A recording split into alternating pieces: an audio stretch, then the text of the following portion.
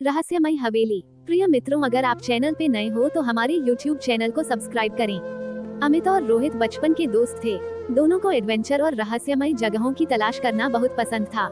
एक दिन उन्हें अपने गांव के पास एक पुरानी हवेली के बारे में पता चला, जिसे लोग भूतिया हवेली कहते थे। कहा जाता था कि वहां जाने वाला कोई वापस नहीं आता, लेकिन अमित और रोहित को इन कहानियों पर यकीन नहीं था, इसलिए उन्होंने तय किया कि वे रात में वहां जाकर सच्चाई का पता लगाएंगे। हवेली की ओर सफर। रात के 11 बजे दोनों दोस्त टॉर्च और कुछ जरूरी सामान लेकर हवेली की ओर निकल पड़े। हवेली तक का रास्ता घने पेड़ों और झाड़ियों के बीच से होकर गुजरता था। चलते चलते उन्हें अजीब अजीब सी आवाजें सुनाई देने लगी, जैसे कोई उनके पीछे चल रहा हो। लेकिन जब वे मुड़े तो वहाँ कोई नहीं था। जब वे हवेली के पास पहुँचे तो देखा कि वो बहुत पुरानी और टूटी फूटी हालत में थी। दरवाजे पर जंग लगा था और खिड़कियाँ टूटी हुई थी। हवेली में घुसते ही उन्हें एक अजीब सी ठंडक महसूस हुई, जैसे वहाँ कोई और भी मौजूद हो। हवेली के अंदर अमित ने टॉर्च जलाकर चारों ओर देखा। हर तरफ धूल जमी हुई थी और जाले लटके हुए थे।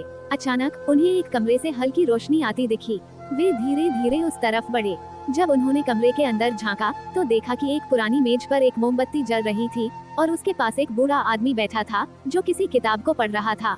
दोनों दोस्त डर गए, लेकिन उन्होंने हिम्मत करके पूछा, आप कौन हैं? इस हवेली में क्या कर रहे हैं? बूढ़े आदमी ने धीरे से सिर उठाया और कहा, तुम्हें यहाँ नहीं आना चाहिए था। अब तुम भी इस रहस्य का हिस्सा बन चुके हो। हवेली का रहस्य। रोहित ने हिम्मत जुटाकर पूछा, इस हवेली में ऐसा क्या है? लोग क्यों कहते हैं कि यहाँ से कोई वापस नहीं आता? बूढ़ा आदमी धीरे से बोला, इस हवेली में एक आत्मा कैद है, जो हर 100 साल में खुद को मुक्त करने के लिए एक नई आत्मा की तलाश करती है, और इस बार उसकी नजर तुम दोनों पर है। अमित और रोहित के रोंगटे खड़े हो गए। अचानक दरवाजा अपने आप बंद हो गया और खिड़कियों से अजीब सी हवा बहने लगी। मोमबत्ती की लौ अचानक तेज हो गई और कमरे में साया सा दिखने लगा। भागने की कोशिश। अमित और रोहित को एहसास हुआ कि वे बड़ी मुसीबत में फंस चुके हैं। उन्होंने तुरंत दरवाजा खोलने की कोशिश की, लेकिन वह टस से मस नहीं हो रहा था। तभी बूढ़े आदमी ने कहा, अगर तुम इस हवेली से बचकर निकलना चाहते हो तो तुम्हें एक काम करना होगा। क्या? अमित ने घबराकर पूछा। बूढ़े आदमी ने कहा, तुम्हें हवेली के तहखाने में रखी उस आत्मा की असली राख को गंगा जल में प्रवाहित करना होगा। जब तक वह राख यहाँ रहेगी, आत्मा मुक्त नहीं होगी और न ही तुम्हें जाने देगी। लेकिन याद रखना, तुम्हारे पास सिर्फ 15 मिनट हैं, वरना तुम्हारी आत्मा भी यहीं कैद हो जाएगी। तहखाने का खौफ। अमित और रोहित बिना समय गवाए तहखाने की ओर दौड़े। जैसे ही वे नीचे पहुँचे, वहाँ का नजारा और भी भयानक था।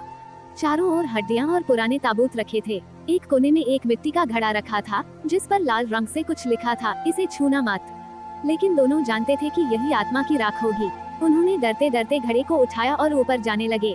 तभी तेज हवाएं चलने लगी और एक भयानक आवाज गूंज उठी, रुको, यह मेरी अमरता है, इसे छूने की हिम्मत मत करना। आखिरी जंग। अमित और रोहित ने पूरी ताकत से भागना शुरू किया, लेकिन जैसे ही वे दरवाजे तक पहुँचे, एक काली छाया उनके सामने आ गई।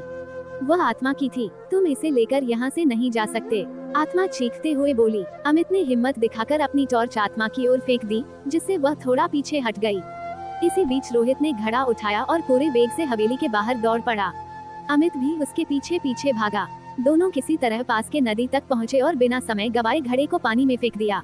जैसे ही राख पानी में गिरी, हवेली से तेज चीखों की आवाजें आने लगी। देखते ही देखते हवेली की खिड़कियाँ अपने आप बंद हो गयीं और एक भयानक विस्फोट हुआ।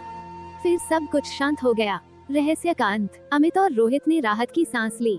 उन्होंने सोचा कि अब हवेली का डर खत्म हो गया। लेकिन तभी रोहित के कंधे पर किसी ने हाथ रखा। जब उसने मुड़कर देखा तो वहाँ वही बूढ़ा आदमी खड़ा था, लेकिन अब उसकी आंखें काली थीं और उसके होठों पर एक रहस्यमय मुस्कान थी। क्या तुम सच में सोचते हो कि यह खत्म हो गया? बूढ़ा आदमी धीरे से फुसफुसाया, और तभी हवा में फिर से वही अजीब सी सरसराहट गूंज उठी। दोस्तों, अगर आपको ये हमारी कहानी अच्छी लगी हो तो कमेंट में जरूर बताना, और ऐसी कहानी सुनने के लिए हमारी चैनल से जुड़े रहिए। धन्यवाद। जय श्री राम।